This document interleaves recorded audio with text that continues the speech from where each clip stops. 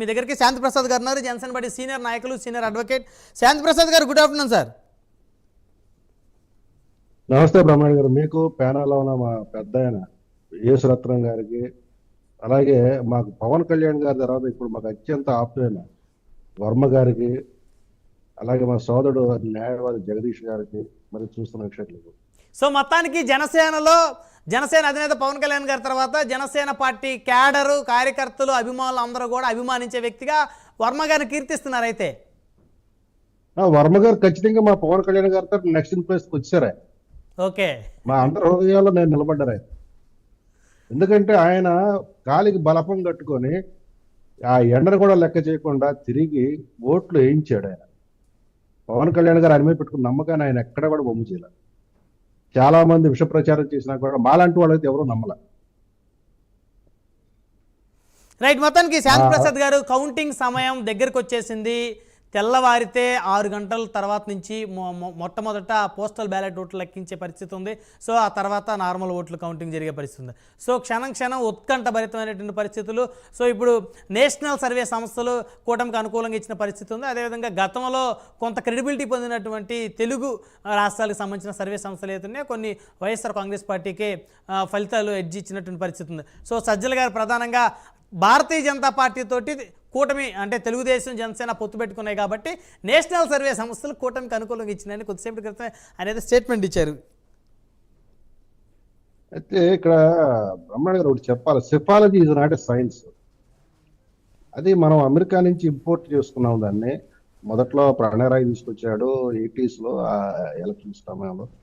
తర్వాత అది ఒక ప్రతి ఎలక్షన్కి అది ఒక రుచికొచ్చి అయిపోయింది. ఇప్పుడు ఏ స్థాయికి వచ్చిందంటే, ఇదివరకు మా చిన్నప్పుడు చిలక జోస్యాలు చెప్పేవాళ్ళు. కార్డు తీస్తే చిలక జోస్యం చెప్పేవాళ్ళు. ఈ కార్డు వస్తే ఈ రకంగా వస్తుంది. ఇప్పుడు ఈ సర్వే సంస్థలు కూడా అట్లా తయారైంది. ఇందాక వర్మ గారు చెప్పినట్టు ఒక ల్యాప్టాప్ ఉండి, తెల్ల కాగితాలు ఉండి, బుద్ధికి పుట్టింది రాసుకోవచ్చు. ఎక్కువ మంది అదే చేస్తున్నారు. ఎందుకంటే కొన్ని సర్వే సంస్థలు ఇచ్చిన సర్వే రిపోర్ట్ ఓవరాల్ టాలీ చూస్తే నియోజకవర్గాల నెంబర్ దాటిపోతుంది. మరి వాళ్ళకి మైండ్ ఉందో మైండ్ లేదో కూడా అర్థం కాదు. కొన్ని వీడియోలు కూడా చూస్తున్నారు యూట్యూబ్లో.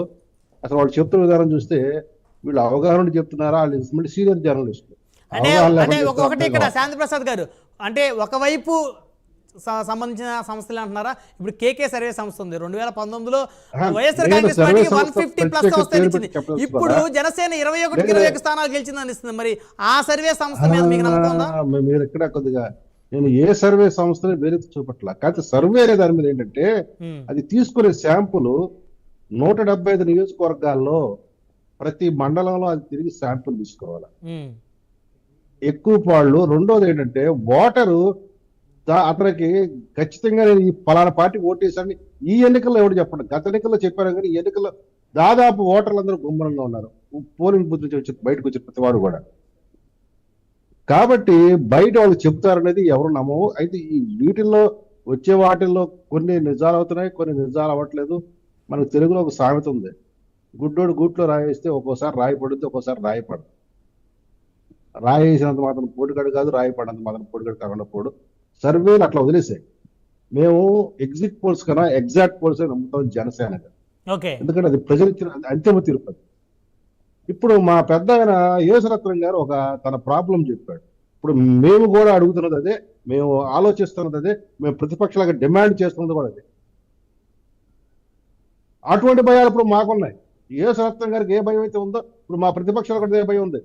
ROల దగ్గర చివరి నిమిషంలో సర్టిఫికేట్ ఇచ్చినప్పుడు రిటర్న్డ్ క్యాండిడేట్ కి ఆ సర్టిఫికేట్ ఇచ్చినప్పుడు ఓట్ల దగ్గరకు వచ్చినప్పటికి గల్లంతు చేసి వైసీపీకి అనుకూలంగా ఏమైనా ఇస్తారా అనేది మాకు ఇప్పుడు అభ్యంతరాలు ఉన్నాయి. దాని మీద కూడా మేము అభ్యంతరాలు ఏమైనా ఇచ్చాము. ఎందుకంటే భీమవరంలో కౌంటింగ్ వచ్చినప్పటికీ మొదట పవన్ కళ్యాణ్ గారు గెలిచారన్నారు. మళ్ళీ రీకౌంటింగ్ అని చెప్పి రీకౌంటింగ్ లో మళ్ళీ వేరే ఆయన గెలిచాడని చెప్పారు.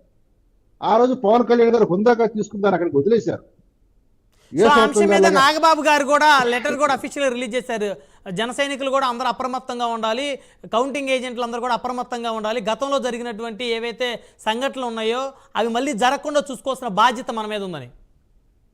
కౌంటింగ్ ఏజెంట్ల బాధ్యత ఎట్లా ఉంటుందంటే, వాళ్ళు ఉదయం వెళ్ళిన కాడి నుంచి వీవీప్యాట్లు, పోస్టల్ బ్యాలెట్లు చూడటమే కాదు, వాళ్ళకి ఇచ్చిన ట్రైనింగ్ ప్రకారము లేదా election commission hand book of counting candidates వాళ్ళకి ఇచ్చిన దాన్ని స్టడీ చేసుకుని ఒకసారి వెళ్ళడం మంచిది. ప్రతి స్టేజ్ లో కూడా వాళ్ళు చాలా సీరియస్ గా శ్రద్ధ పెట్టాలి. ఈవీఎం వాళ్ళు తెరిచిన దగ్గర నుంచి ఆ ప్రతి 30 నిమిషాలకి వాళ్ళు జాగ్రత్తగా గమనించి ఓట్లు పోలేదు మళ్ళీ ఆ ఈవీఎం క్లోజ్ చేసే లేదా కూడా మనం చూసుకోవాలా. చూసుకున్న తర్వాత మళ్ళీ దాన్ని భద్రంగా పెట్టడం కూడా చూసుకోవాలి. ఎందుకంటే ఎప్పుడైనా మళ్ళీ ఇట్లా రీకౌంటింగ్ భీమవరం లాంటి ఘటన జరిగితే మళ్ళీ చేసుకోవడానికి అనుకూలం. అయితే ఇక్కడ వచ్చిన అదృష్టం అని ఏంటంటే పోస్టల్ బ్యాలెట్ లాగా అటువంటి అసౌకర్యం లేదు. ఇదేంటంటే సిస్టమ్ లో వెంటనే తెలిసిపోతుంది. మన ప్రతిదీ కూడా సీసీటీవీ ఫుటేజ్ లో రికార్డ్ అవుతుంది కాబట్టి కొంత సేఫ్టీ ఉంది. కానీ ఆర్ఓ దగ్గరికి వచ్చినప్పటికి యేసరత్నం గారు చెప్పిన ఎగ్జాంపుల్, భీమవరంలో మా గత ఎన్నికల్లో జరిగిన ఎగ్జాంపుల్ లాంటివి పునరావృతం కాకూడదని మేము కోరుకుంటున్నాము. ఇది బేసికల్ గా మా యొక్క రిక్వెస్ట్. తర్వాత సుప్రీంకోర్టు ఈరోజు జగన్ రెడ్డి ప్రభుత్వం వెళ్ళిన దాన్ని తిరస్కరించడం జరిగింది. ఇందులో హేతుబద్ధత లేదని చెప్పింది. చివరికి ఆఖరిసారిగా పెద్ద మా యేసరత్నం గారు మేము ఏం అనలేం కానీ ఇంకోళ్ళ ఉంటే గట్టిగా మాట్లాడతాము. ఆఖరి మొట్టుగా కూడా పోతూ కూడా దెబ్బతిన్న వ్యక్తి అవడం లాంటి ఈ రాష్ట్రం ఈ ప్రపంచంలోనే జగన్ రెడ్డి ఒక్కడే. ఎట్లాగా ఏ ప్రాతిపదికని చెప్తారు శాంతిప్రసాద్ గారు? ఈ పోస్టల్ బ్యాలెట్ మీద వెళ్తే ఏసీ పిటిషన్ నిరంతరం కొట్టిపారేసి.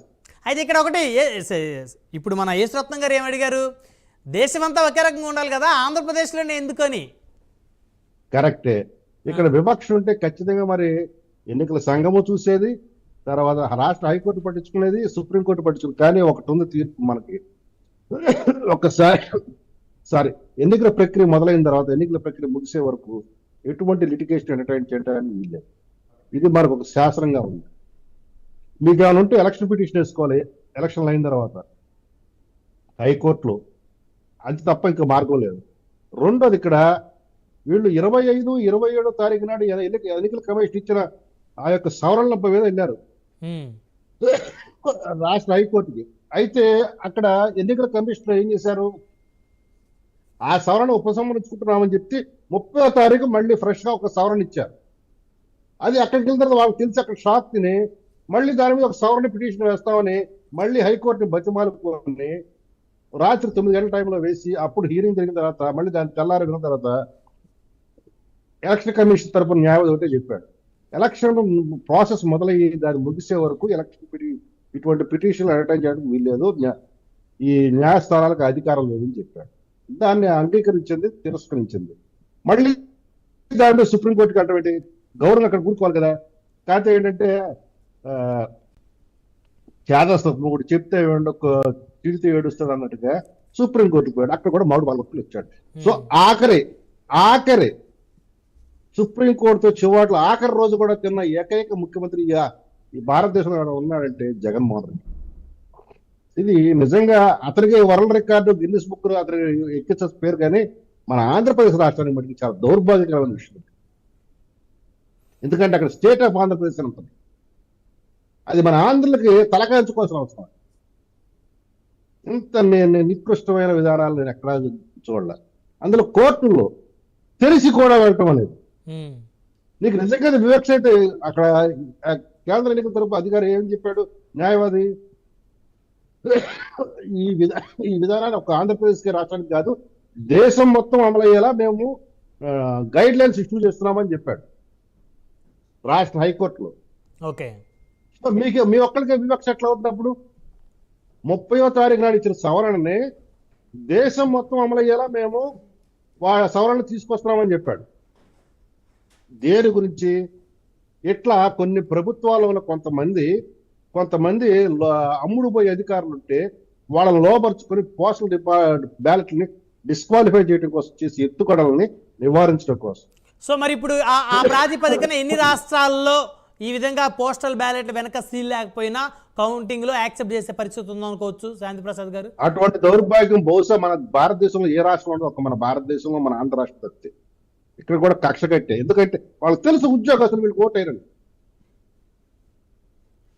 ఓకే, తెలుసు కాబట్టి సో కేవలం అది ఎవరైనా ఆంధ్రప్రదేశ్ లో గుర్తుపెట్టుకోడు. మాత్రమే అలాగే ఆంధ్రప్రదేశ్ లో మాత్రమే తెల్లని ఓటు పోస్టల్ కూడా బ్యాలెట్ వెనక చూసుకుంటాడు. సీల్ లేకపోయినప్పటికీ కూడా ఆ ఓటుని పరిగణలోకి తీసుకుంటారు. ఓన్లీ అసలు ఆంధ్రప్రదేశ్ మనకు మాత్రమే. తెలిసిన- అలాగే బ్రహ్మాండ గారు మనకు తెలిసిన చరిత్రలో చెల్లని ఓటు కూడా చెల్లేలా చేయాలని చెప్పి రిక్వెస్ట్లు చేస్తుంటారు. హ్మ్. అసలు ఓటు కౌంటింగ్ రానప్పుడే ఈ ఓట్లు చెల్లవని చెప్పేసి వెళ్ళిన ఏకైక రాజకీయ పార్టీ వైసీపీ పార్టీనే. అంటే అంటే వాళ్ళ దగ్గర ఒక క్యాలిక్యులేషన్ ఉందా ఎన్ని ఓట్లు వెనక సీల్ వేయకుండా పంపించారనేది? మీరు గత ఎన్నికలు చూస్తే ఒక్కసారి ఈవీఎం ద్వారా వచ్చిన ఓట్లు కొద్ది మార్జిన్తో ఉన్నప్పుడు పోస్టల్ బ్యాలెట్లు చాలా కీలకమై గెలిపించిన సందర్భాలు ఉన్నాయి. ఖచ్చితంగా విజయవాడ సెంటర్లో 2019లో బోండవమ్మ గారు ఓడిపోయింది 25 ఓట్లు అనుకుంటా. ఐ థింక్ మల్లాది విష్ణు గారు గెలిచారు వైసీపీ. సో అలాంటి కొనతాల రామకృష్ణ గారు ఎంపీగా 7 ఓట్లతో డిఫరెన్స్ తోటి మాకు గెలిచిన పరిస్థితి. 2019లో అవినగడ్డ కూడా ఇదే పోస్టల్ బ్యాలెట్ లో టిల్ట్ చేసింది. ఓకే, కాబట్టి పోస్టల్ బ్యాలెట్ చాలా కీలకమైన ఓట్లు అండి. రైట్.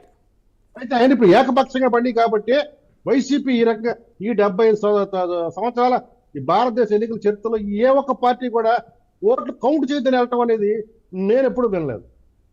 కౌంటింగ్ ముందు రోజు. రైట్, మళ్ళీ వస్తాను శాంతిప్రసాద్ గారు మీ దగ్గరికి. మనతో జగదీష్ గారు ఉన్నారు, రాజకీయ విశ్లేషకులు. జగదీష్ గారు, గుడ్ ఆఫ్టర్నూన్ అండి. నమస్తే అండి.